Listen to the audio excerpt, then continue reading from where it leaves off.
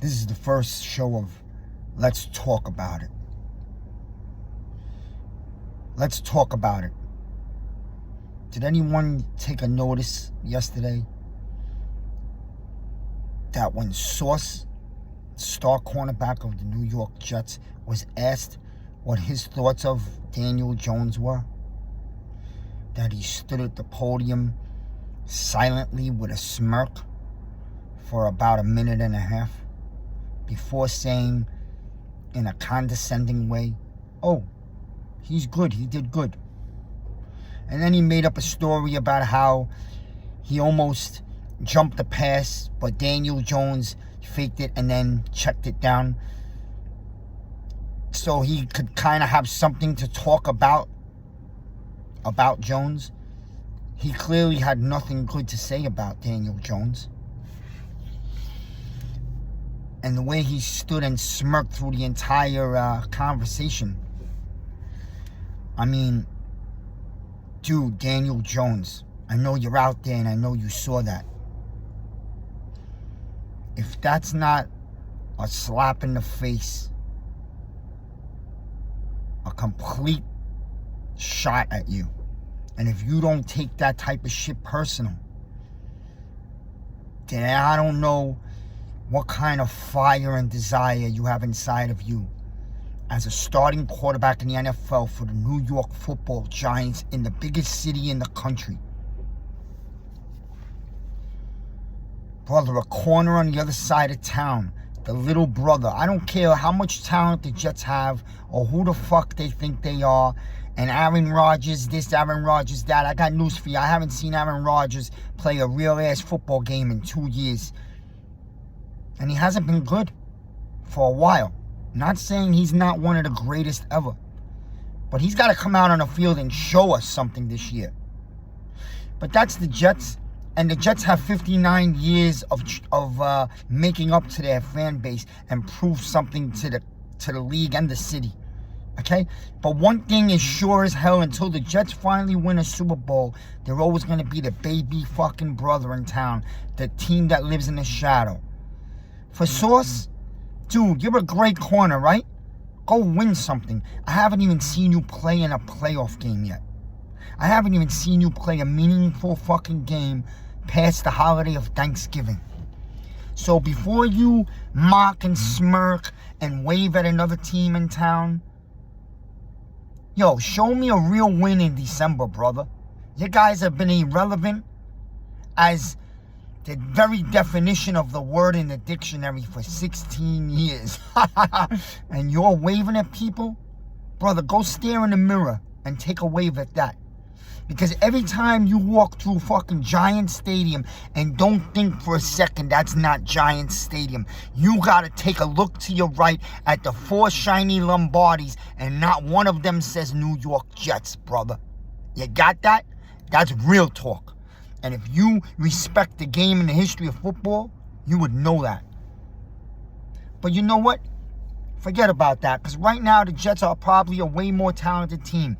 They got to prove it on the field this year that they're the better team. It ain't saying much. Both teams have been garbage for a decade. Yeah, the Giants won the playoff game 2 years ago, so they got that in their pocket. The Jets haven't won a playoff game in like a decade and a half or some shit. Okay? But yo, forget that, because I actually think the Jets are going to have a good season. Daniel Jones. This is going to be it for you, brother. I got to keep it real. Regardless of my family that I belong to, the Big Blue Crew, and I love them all, I got to talk about it. Daniel Jones, you are in your final year of the contract in my eyes. The final guaranteed year. There's going to be quarterbacks, about 6 of them in next year's draft. There might be a few free agent quarterbacks. And I got to think that Joe Schoen has taken on Jones because Mara told them when they walked in the building a few years ago to make it work, that he hasn't been treated fair. Okay, they've done what Mara asked. They want their own guy. Bottom line.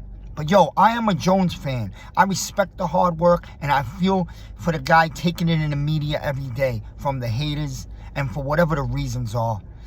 This guy's not a bad quarterback like people say. He's not a great quarterback. He's an average middle-of-the-pack quarterback that's going to have some real good games, and then he's going to have some head scratches.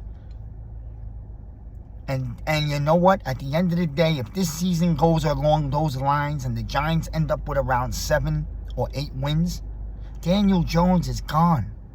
It's going to be time to move on, unless they feel that they want to pay Jones next year to be on the roster while they draft a rookie quarterback, which is historically the scenario we usually take.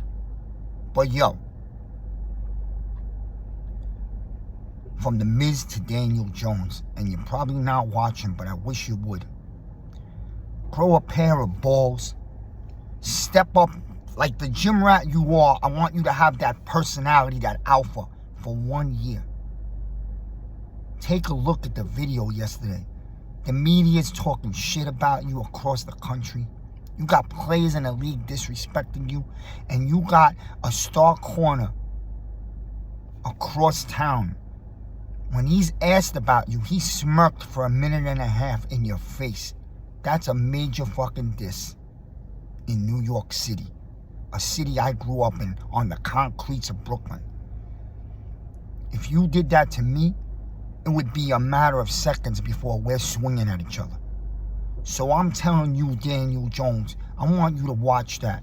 I want that shit to hit and resonate inside. And I want you to make the league eat crow this year. Step up. Show us.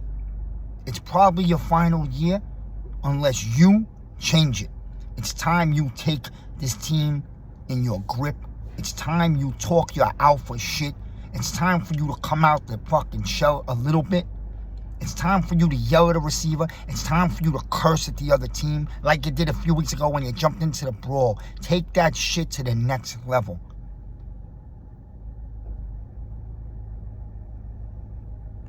The guys across town, they've been irrelevant for 59 years. And that guy who hasn't played a real game past Thanksgiving sat at the podium and laughed at you yesterday. Yo, Daniel Jones, what you gonna do about it?